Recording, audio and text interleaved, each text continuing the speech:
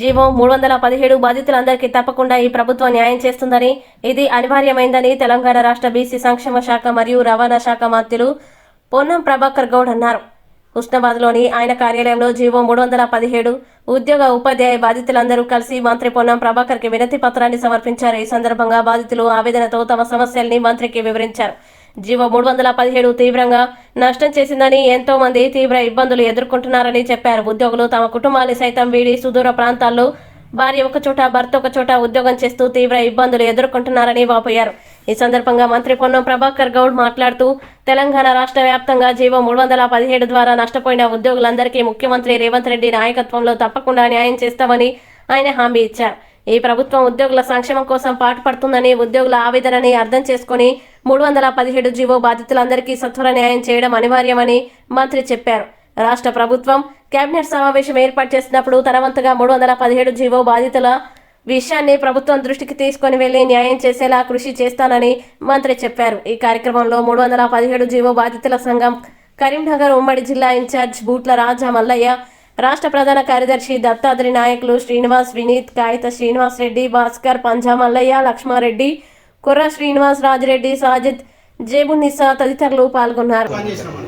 మేము మిమ్మల్ని కోరుకునేది ఒకటే అన్న, మేము ఈ ప్రాంతంలో పుట్టి ఇక్కడనే రిటైర్మెంట్ అయిదామని. నేను ఎగ్జాంపుల్ హుస్నాబాద్ చదువుకున్నాను. హుస్నాబాద్లో నాకు ఒక 10 ఏళ్ళు ఉండే సర్వీసు. ఇక్కడికి వచ్చినాక 317 జీవోతో నేను పోయి వెలుగటూరులో రోజు అప్ అండ్ డౌన్ అన్న. నేను 200 కిలోమీటర్లు, నేను ఒక్కనే కాదన్న, 300 కిలోమీటర్లు. ఒక్కొక్కరు స్పౌజ్ భార్య ఒక దగ్గర భర్త ఒక దగ్గర చచ్చిపోయింది అన్న. గుండెపోటు వచ్చి టెన్షన్ తట్టుకోలేక నేను కూడా చివరి చచ్చిపోయేటోనే బతికినా అన్న. ఇక మమ్మల్ని చంపుతారో కాపాడుకుంటారో గుండెలు పెట్టుకుంటారో దండం పెట్టి చెప్తున్నా. మా 317 జీవోను మీరు చేస్తారని పూర్తి విశ్వాసం మాకు ఉన్నది. మీరు దయచేసి ఒక మాట మీ నోటితో మాకు చెప్పండి అన్న, మాకు అష్యూరెన్స్ ఇవ్వండి. ముఖ్యమంత్రి గారు మంచి మనసుతో చేస్తా అని అన్నారు. మీరు మా అన్నగా, మీరు ఎందుకన్నా మీరు దాచుకుంటే అవుతుంది అన్న. తెలంగాణ తెచ్చింది మీరు దాచుకుంటే అవుతుంది అని నమ్మకం. రాష్ట్ర స్థాయి సంబంధించి ఆల్రెడీ ముఖ్యమంత్రి గారు హామీ ఇచ్చింది. దాన్ని క్యాబినెట్ జ్ఞాపకం చేస్తాం. పరిష్కారం చేయడం అనివార్యం, అవసరం. దాని కొరకు నేను బాధ్యతగా మంత్రి కృషి చేస్తాను.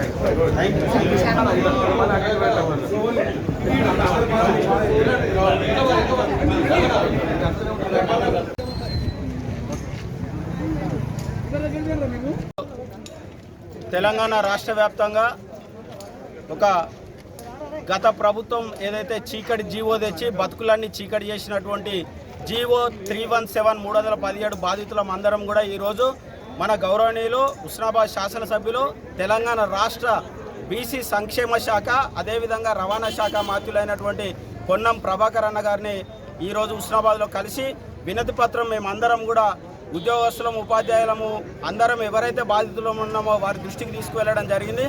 వారు కూడా సానుకూలంగా స్పందించి మరి ప్రభుత్వం కూడా ఈ విషయం పట్ల చాలా సీరియస్గా న్యాయం చేసేందుకు సిద్ధంగా ఉన్నట్లుగా స్పందించారు. వారికి 317 జీవో అందరి బాధితుల పక్షాన, కరీంనగర్ పక్షాన నేను అందరికీ ధన్యవాదాలు తెలియజేస్తాను. ఎంతోమంది గుండెపోటుతో ఆవేదనతో చనిపోయిన వాళ్ళు కూడా ఉన్నారు.